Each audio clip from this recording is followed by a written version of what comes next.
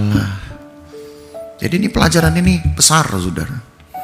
Allah mengubahkan hati Esau, iya, tapi bukan berarti untuk ditemenin. Ingat ya, Esau juga yang sudah tidak menghargakan hak kesulungan. Sebelum Esau bertobat, Yakub tidak akan bersekutu dengan Esau, walaupun untuk kakak kandungnya. Tapi karena Esau memang memilih untuk tidak menjalani kehidupan seperti Yakub pisahkan diri. Dan itu tandanya, itu ditandai, saudara, dia kemudian ke tempat yang justru berjarak lebih jauh. Dia ke tempat yang dikenal dengan kata Sukot. Di Sukot itu dia membangun kemah-kemah. Di Sukot itu dia mendirikan rumah.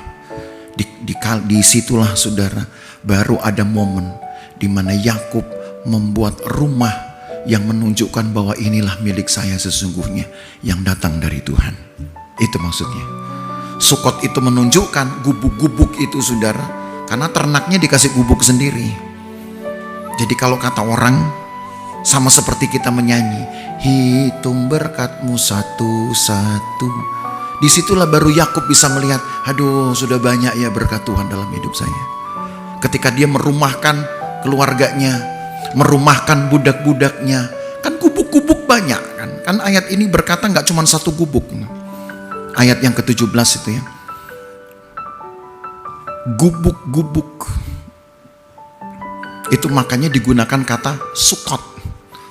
Ot itu bahasa Ibrani artinya jamak. Ya, sama seperti im, tapi kalau im biasanya dipakai untuk orang, kalau ot untuk barang yang tidak terhitung. Sukot. Nah, Sukot itu menunjukkan ya, tempat gubuk yang kemudian diatapkan. Dan bagi kita sebenarnya itu menunjukkan bahwa Allah sudah memberkati kita dengan sesuatu yang bisa dihitung. Tapi lagi sekali nanti selalu ada ancaman, selalu ada warning, maksud saya. Jangan sampai berkat itu jadi perhitungan buat kita. Silahkan kita menghitung berkat Tuhan, tapi manusia seringkali menjadikannya malah untuk dasar perhitungan. Ya, jadi hitung-hitungan dengan Tuhan, jadi hitung-hitungan dengan orang, jadi hitung-hitungan dengan pelayanan. Hati-hati. Ya.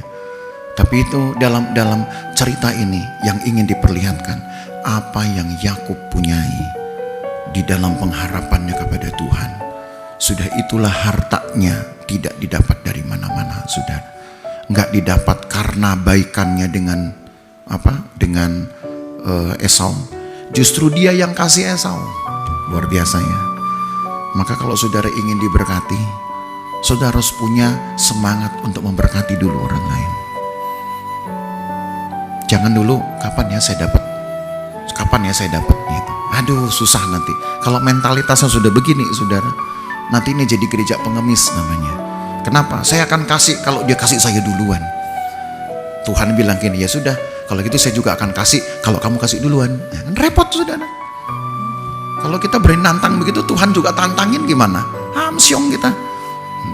Jadi mari kita melakukan seperti yang Yakub lakukan. Boleh orang terima kita, tapi jangan menjadi gantungan harapan kita. Tuhan yang menjadi gantungan harapan kita. Dan setelah dari Sukot, sampailah dia di Sikem, sampailah dia di tanahnya sebagai orang yang menjadi bukti dari orang-orang beriman yang diberkati Tuhan. Nanti kita akan lihat, saudara, bahwa bukti-bukti ini akan melekat pada dirinya. Orang akan segan dengan dia, dengan Yakub ini. Jadi anak Tuhan kalau ingin disegani, perlihatkan kepada dunia. Saya hidup bukan karena engkau, bukan karena orang lain. Saya hidup hanya karena Tuhan saja. Tuhan memberkati kita.